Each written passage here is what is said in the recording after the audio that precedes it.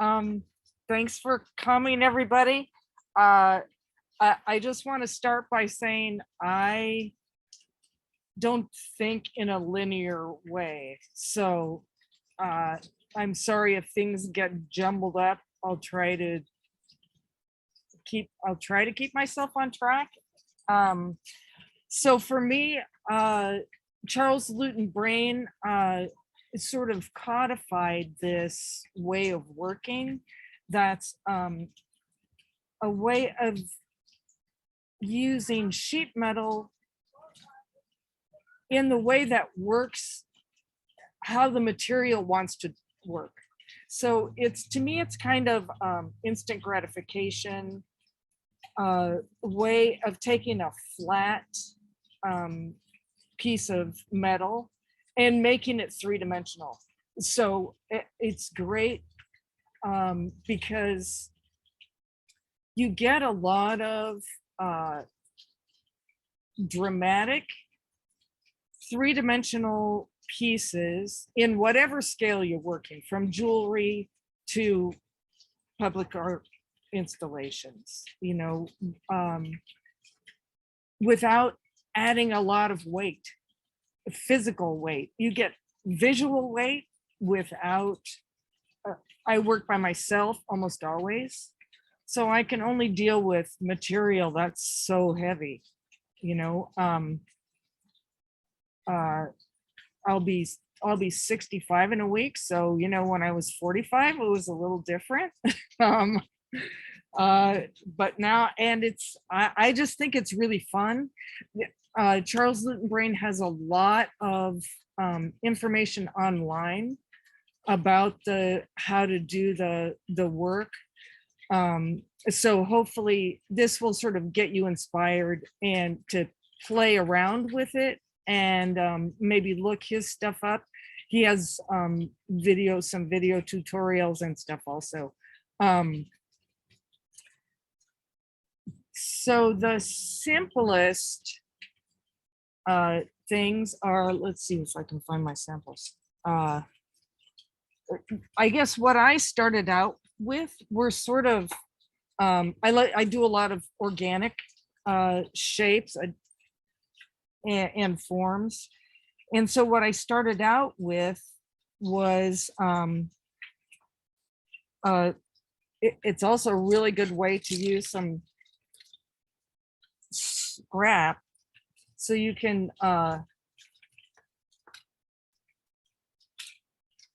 and you could fold your piece in half and then cut it so it's really even, but most leaves aren't that even, so I'm not so concerned. You cut a leaf shape, whatever you like.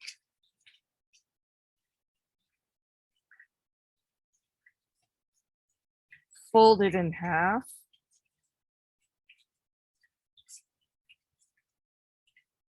And if you didn't want a lot of three-dimensional work, you could just confirm this.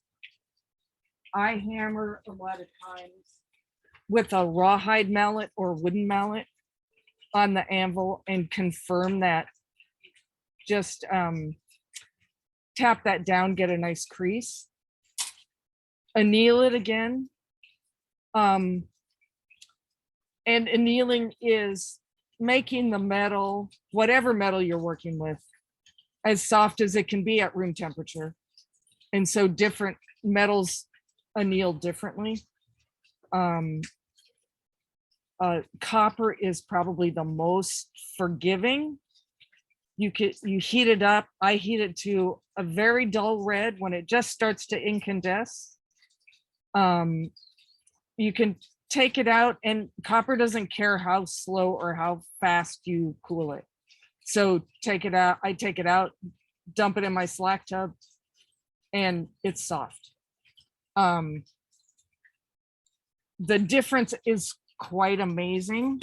Probably most of you are familiar. This sheet is not annealed. It's as I get it from this metal supplier, and I can bend it, but I feel the resistance, right? Because the process, the industrial process it goes through hardens it. But when I have an annealed piece, same kind of sheet, it's really soft, you know, super easy. So once you've put your crease in, then this is work hardened. The flaps are not going to be, but to open it up, it's easier to anneal it again. Open it up and you can confirm that and get a nice line if that's all you want. That works really well. But the funnest part to me is then once I have this folded, before I open it up, to forge it. And it's going to work differently depending on where I work. If I hammer and I use a cross peen on this size piece, I would use a small cross peen like this generally. If I'm hammering here, working this edge on the anvil, it's going to do what everybody who's made blades really knows this. You know, if you work one side, it's going to curve it, right? Which you don't necessarily want when you're doing a blade. But in this case, I do want that. I really want to see it curve. So this piece, I forged the other way. Here's the fold, here's the open end. I hammered on the fold until what was a straight line is now curved, right? And you can see the distortion I get, right, the other way, which I love. So this I forged and then I annealed it again. And I'm just, this is, I found in a tool store in a pack of like various things like this. And I think it was in like the car body section or something. I don't know what it's actually for, but it works great for this because it doesn't mar your piece because it's plastic. So I forced that open.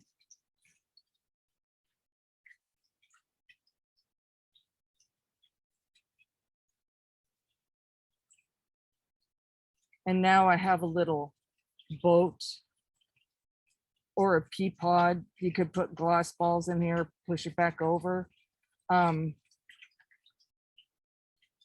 So if it's not vessel shaped enough for me, I can close it back up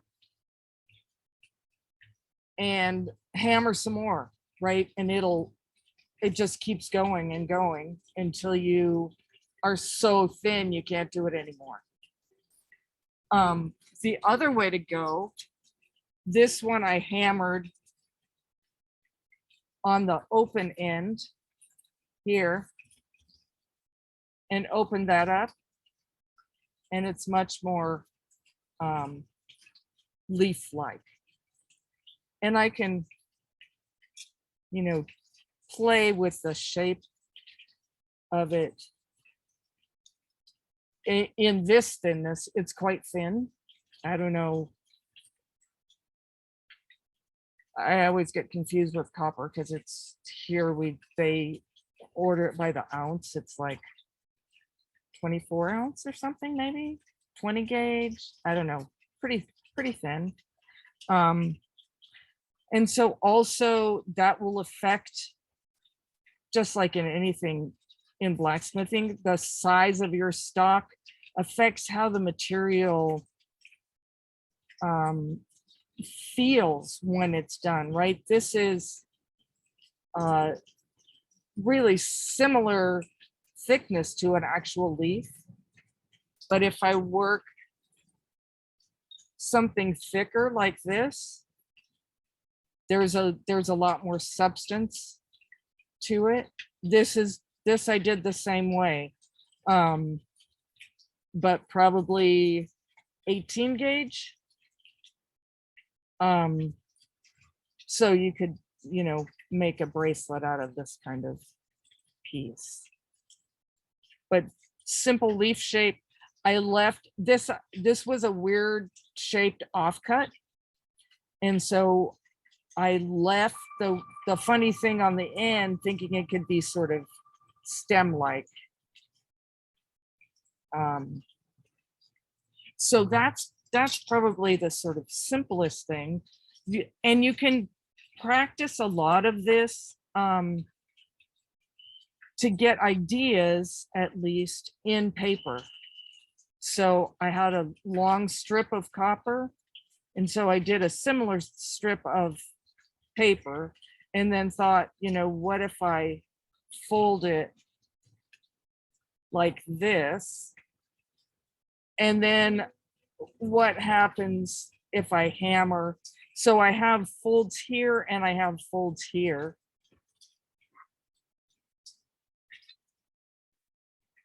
And so this is about the same size. And on this side, I folded them both the same. On this side, I hammered just on this side. And on this one, you can see I hammered here and here. You don't want to go, I should mention, you don't want to go all the way across your piece, for instance. And you don't want to, if you forge it on both sides, if I forge this and this, then they counteract each other, right? So if I forged here and I forged here, I lose a lot of that three-dimensional quality. Or if I forge here and I go all the way across, I also, all I'm doing really is stretching it longer, right? So you want to just go part way when you're forging, like on this. So this is the mystery thing. We're going to open it up.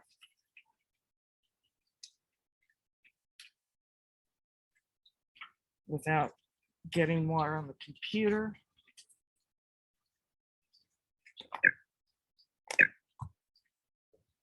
Computers don't like water. Don't ask me how I know.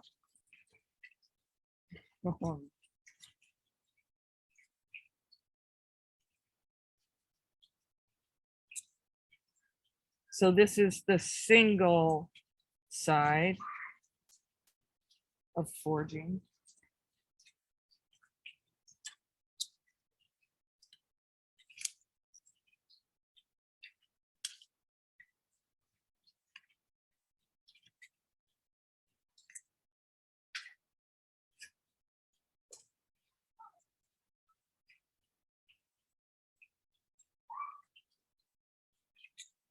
And this is the double.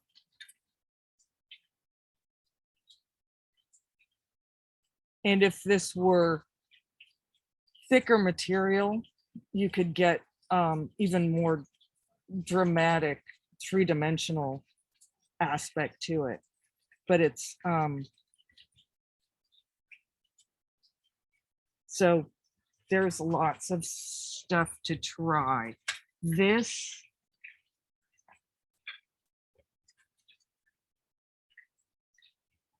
This piece was made by Charles Luton Brain.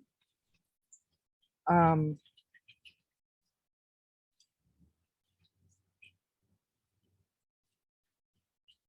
that is a similar piece that was just accordion folded.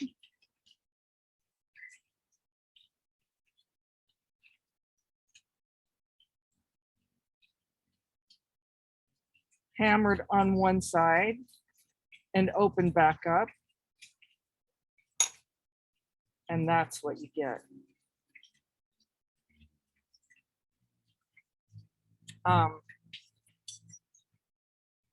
This piece was accordion folded, but kind of on the diagonal. Same thing. hammered on one side, and open back up. And then this piece done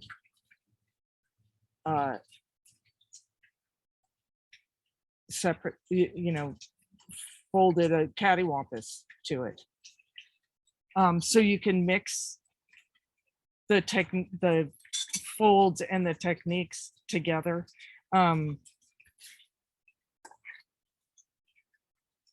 There is, before I forget, I will show you. This, I think, is the best book I've seen on fold forming. It's written by Charles Eaton Brain, and there's lots of really great images and different people's work. So you're not seeing all the same style, even though it's all based on fold forming.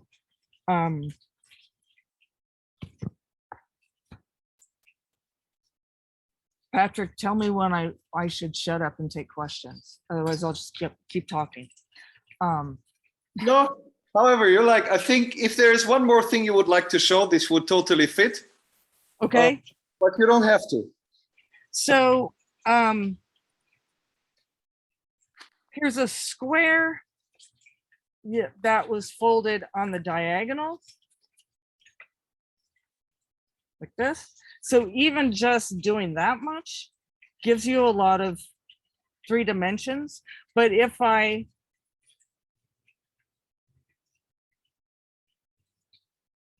close it and fold here, I mean hammer here and here, and then reverse it and do the other side, it's going to be like a vessel, right?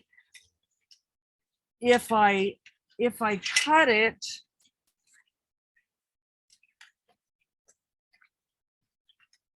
in more of that similar kind of leaf shape, you know, I did this and cut it.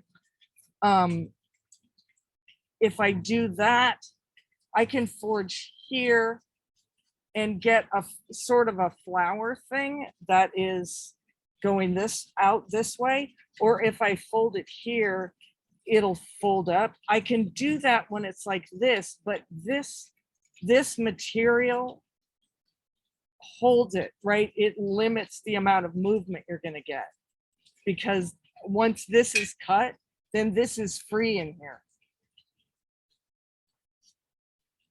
So maybe I can screen share. Let's see.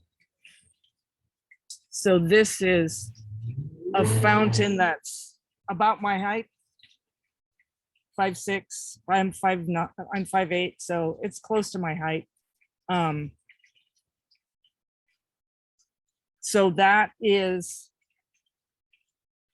like this, forged on the folded edges and then opened up. So it's, you know,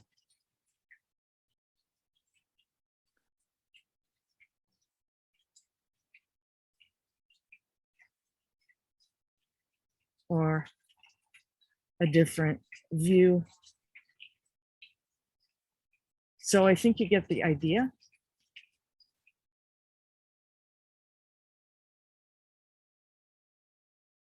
So Mariano is saying that this and that gauge is about 1.2 to 1.4 millimeter for the people who work in metric. Paul has been asking, can you show live the hammering on one of the copper pieces? Oh, sure. Let's see, what do I have? See if I can get it so you can see the anvil.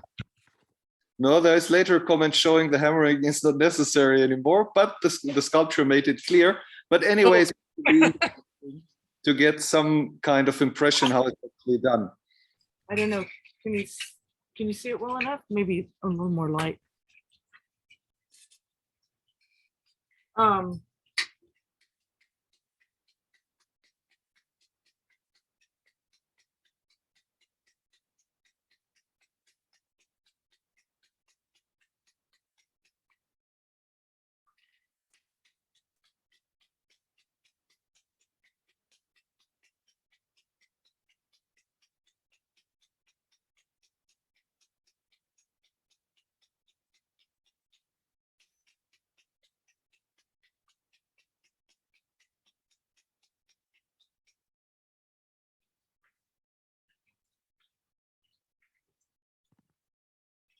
So, Mhm. you know, hammered and not hammered. And uh, once you get it, you can feel it work harden. Once it gets too hard but you still want it to move farther, then you can anneal it again and keep working. You can open it up and look at it and fold it back up again if you want. If you want more dimensionality to it. So you can see, you know, how much it starts moving. And so you can see also from this how much this material kind of holds this material by the fold. So if you take that out, then it changes the dynamic. It's fun to play with, you know, just do little experiments, and then you can scale it way up, you know, once you sort of realize how it's going to go.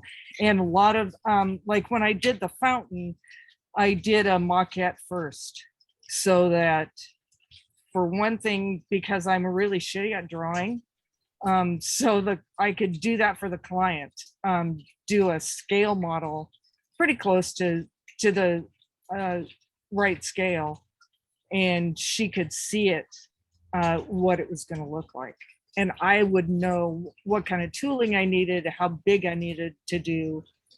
There's come a comment from Mariano Garabato. What a great way to work. Do you think if, for example, one hammer the leaf in one side and some part in the other way, can you create a leaf with a shape like the original one, first going down and then up? Yes. Yeah. So you get one side that's sort of cupped, and you get the other side that opens up and curls the other way. It's very cool. Yeah, absolutely. And you can do also some different, I end up with like weird little pieces of scrap shapes, and lots of them are kind of triangular. So I also tried to figure out a way to do like odd, kind of vaguely floral space flowers or something. So like this was more triangular, but I just cut this out. I could fold here and here, and you have to kind of, what I do is work it in the step to try to fold it first, right? So bridge the step of the anvil. Yep. With my little hammer, and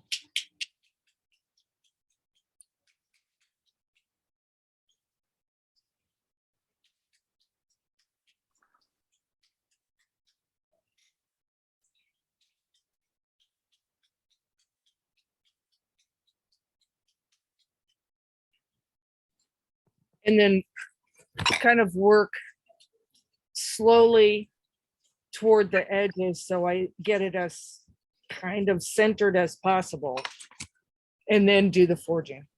There's come Mariano Garabato has been commenting. I really like how complex the piece can go and so fast.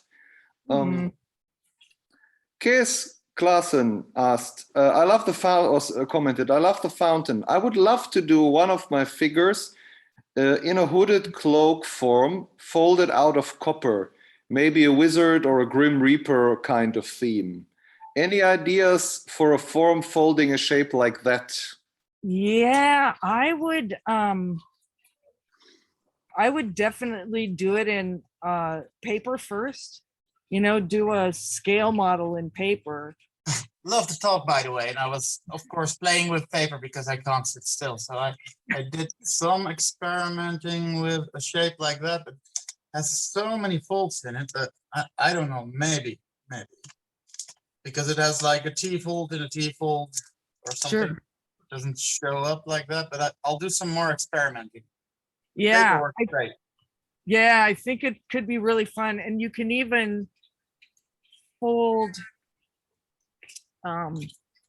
down on the back of your cloak And folds don't have to go the full length, right?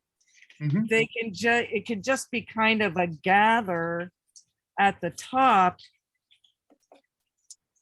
you know, and forge a little here, and Oh, that's great. you So know, you, and you it would, create like the creases in the fabric and make it flow and make it really like three-dimensional and create more depth into the piece. I think yeah, that would be, I think that would be awesome. okay, I want to see pictures. Okay, I will when I'm done.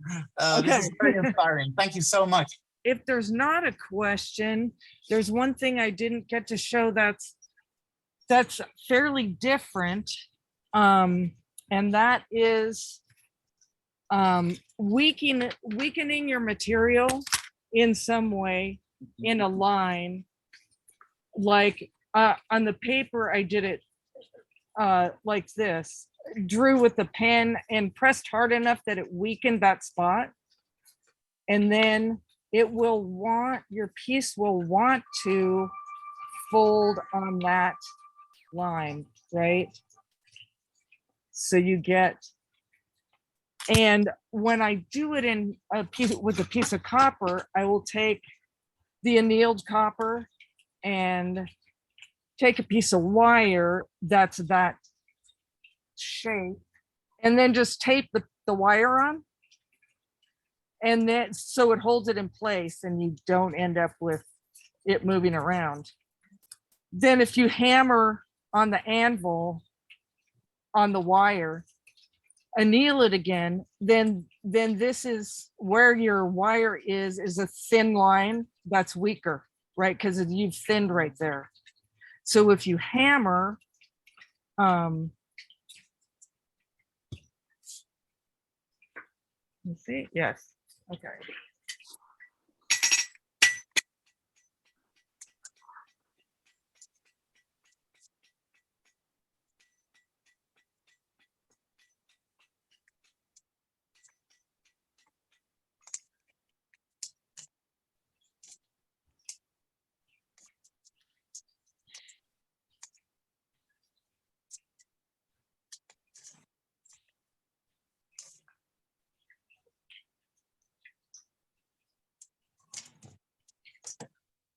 Right now this line is thinner where I've hammered, and so it's weaker.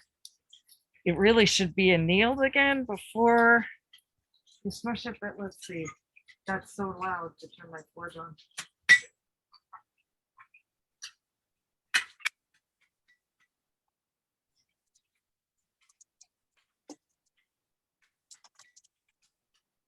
Well, it's just one other thing to try. It really needs to be annealed so that it'll bend there, but you can push it with your hands and also forge it over air, basically, is what you want to do, right? You're not form it over air. You're not really trying to forge it or pinch it, but it'll make a pretty dramatic, you can squish it really far and get that to raise up and squish in. Something else to try. Yeah, thank you for showing.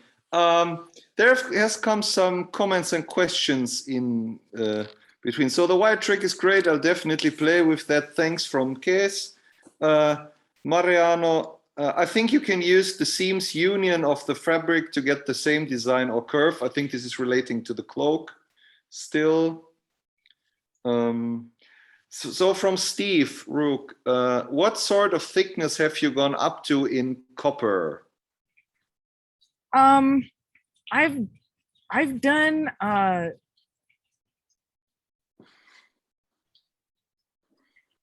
pretty thick, like 1/4 inch, but I find it's not necessary. It's a lot more work and it's a lot heavier. And you know, once you start making a piece of sheet 3-dimensional, you're actually adding a lot of structure so that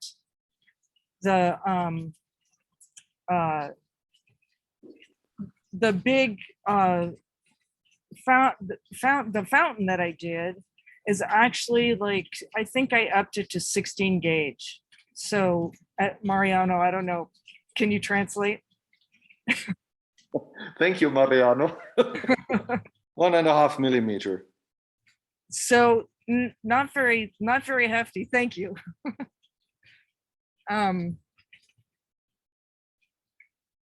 Yeah, I've done some, but it's like, it's so hard to open it back up once you start using big material.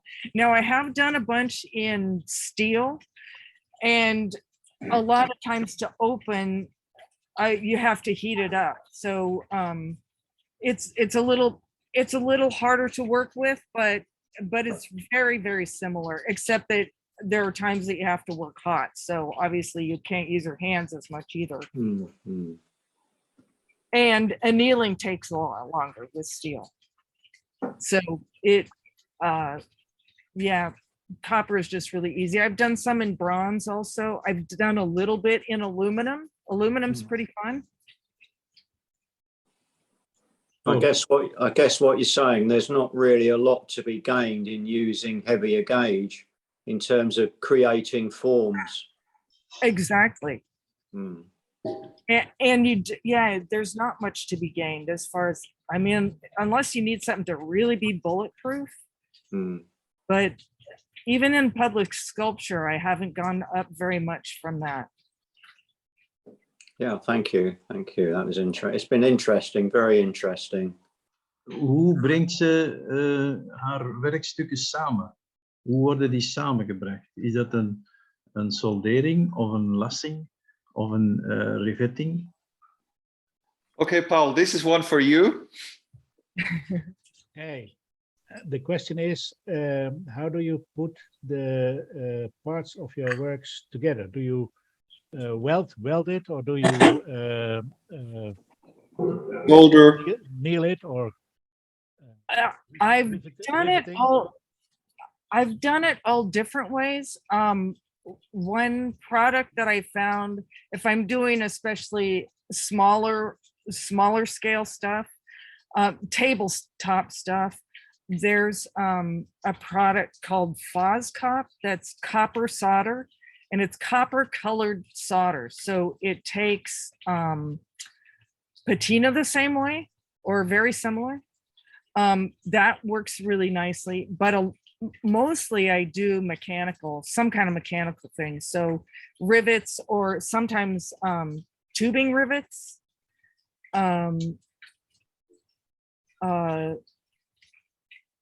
You know, bolting things together sometimes, but mostly some kind of mechanical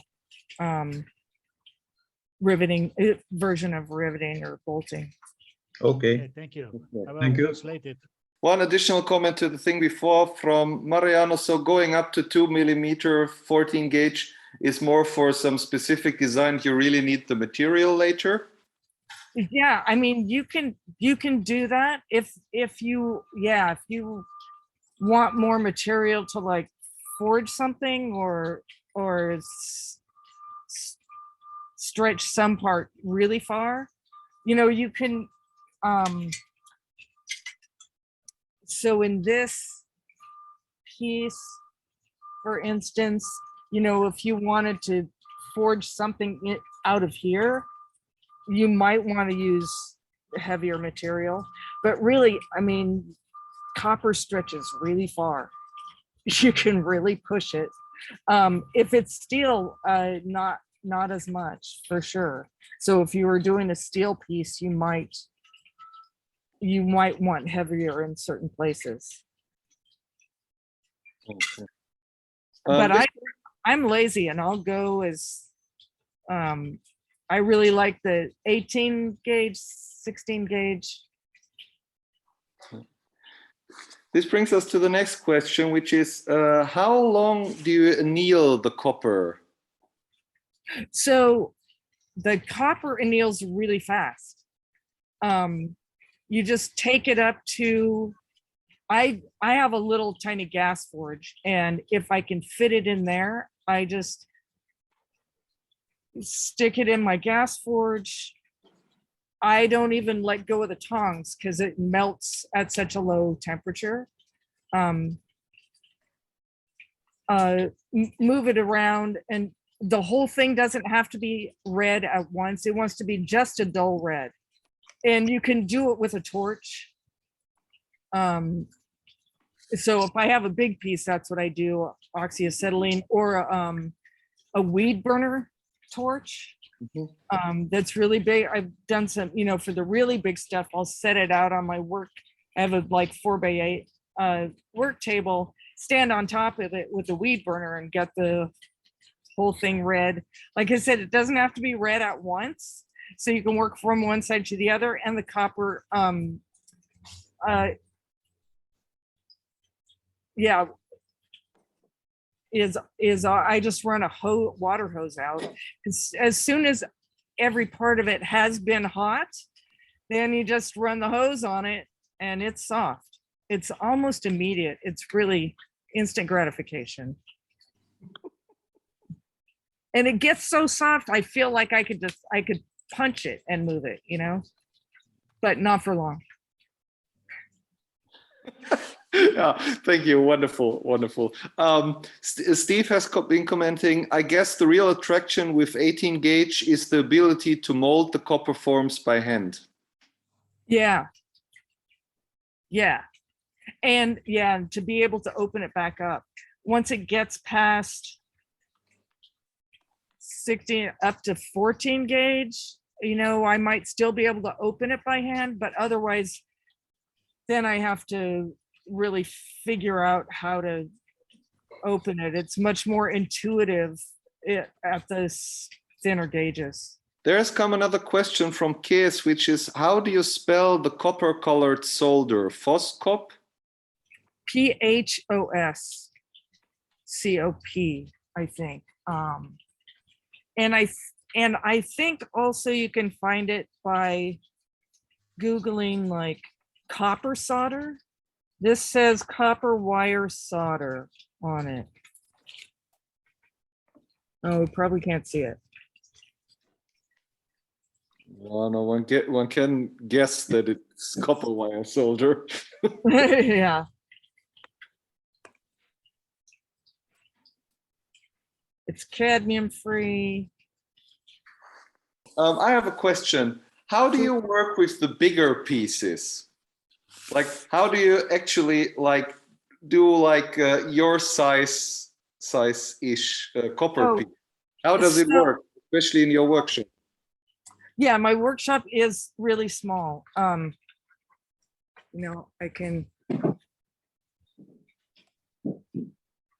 It's less than 6 meters diameter, probably 5, something like that. So it's very small. But I would work with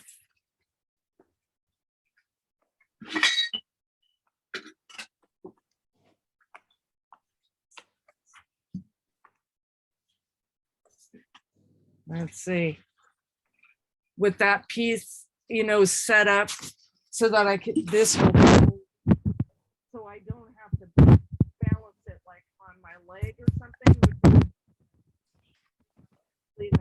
As I get the bruise there, then I realize, oh, maybe I should do something smarter.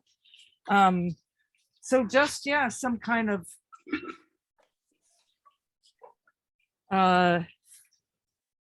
helper, so that I can work my piece across, however big that is, while I hammer. So remember also that it's, when I'm doing this work, the piece is folded up, so it's a little bit more manageable until I go to open it. And then I might throw it up on my wooden workbench and stand on it and, Wonderful. Wonderful. Okay. So thank you for answering this question. Mariano Garabato has another one. Did you try soldering with silver solder, or do you think it's not recommended for outside works? No, I think silver solder works fine. But then you have to deal with if you want it to not show that shiny silver line, then you have to deal with that somehow. So that's why I forget who told me about the the Foscop, but that solves that problem. So you can totally do it with the silver solder, and you can, the one trick for dealing with that color difference is if it's small enough to go in your pitch pot, I mean in your pickle pot, if you've got pickle going, if you have, especially if you have old used pickle that's turning turquoise, you know, that's all the copper in there. If you wrap a piece of steel around your piece and throw it in, it'll copper plate that. So then you're okay, but it has to be piece small enough to go in wherever your used pickle is. And mine is fairly good size. So I have done that, but once I found this stuff, I don't have to deal with that anymore. Can you briefly explain what pickling is for the people who are not familiar with it? Yeah, so actually, when working with copper, I don't always do it, but you really should pickle in between. And pickling is taking off the black fire scale, and it's powdery, and it's not good for you. I mean, your body can deal with a certain amount of pickle, but it's basically a heavy metal. And so what I use two different things depending on the size of the piece. If it's small like this, I have a container of just a plastic container with water and pH down, which is stuff to throw in your spa, you know. So if you go to the pool section of a hardware store, you can get it. It's powder, and like if you had 2 or 3 to 5 gallons, like a handful of it in there, it's